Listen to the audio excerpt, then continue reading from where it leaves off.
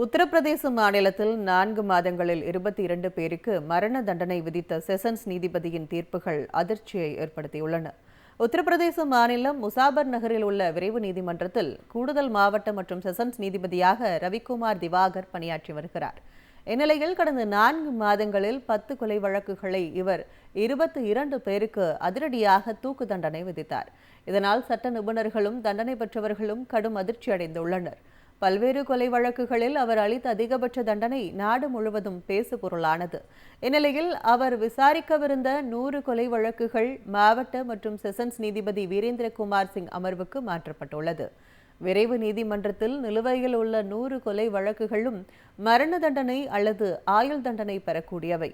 நீதிபதி ரவிக்குமார் திவாகர் தொடர்ச்சியாக மரண தண்டனை வழங்கி வருவதால் வழக்கறிஞர்கள் மற்றும் மனுதாரர்கள் இடையே அச்ச உணர்வு எழுந்துள்ளது. இதனால் இந்த வழக்குகள் வேறு அமர்வுக்கு மாற்றப்பட்டுள்ளதாக தகவல்கள் வெளியாகியுள்ளன. உத்தரப்பிரதேச மாநிலத்தில் 4 மாதங்களில் 22 பேருக்கு மரண தண்டனை விதித்த செஷன்ஸ் நீதிபதியின் தீர்ப்புகள் அதிர்ச்சியை ஏற்படுத்தியுள்ளன. உத்தரப்பிரதேச மாநிலம் முசாபர் நகரில் உள்ள விரைவு நீதிமன்றத்தில் கூடுதல் மாவட்ட மற்றும் செஷன்ஸ் நீதிபதியாக ரவிக்குமார் திவாகர் பணியாற்றி வருகிறார். இந்நிலையில் கடந்த 4 மாதங்களில் 10 கொலை வழக்குகளை இவர் 22 பேருக்கு அதிரடியாக தூக்கு தண்டனை விதித்தார். இதனால் சட்ட நிபுணர்களும் தண்டனை பெற்றவர்களும் கடும் அதிர்ச்சி அடைந்துள்ளனர்.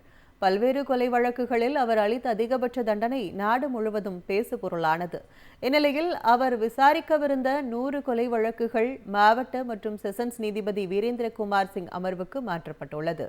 விரைவு நீதிமன்றத்தில் நிலுவையில் உள்ள 100 கொலை வழக்குகளும் மரண தண்டனை அல்லது ஆயுள் தண்டனை பெறக்கூடியவை.